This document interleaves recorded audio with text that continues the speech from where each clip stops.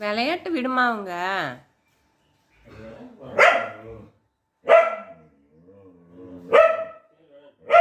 அவங்க விளையாடட்டும், நீ பேசாம இரு.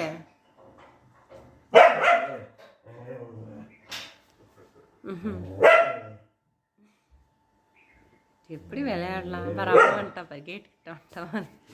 என்னம்மா விளையாடுறாங்களா? விளையாட்டு விளையாட்டு இரு, அப்பா டீ குடிச்சது போலாம்.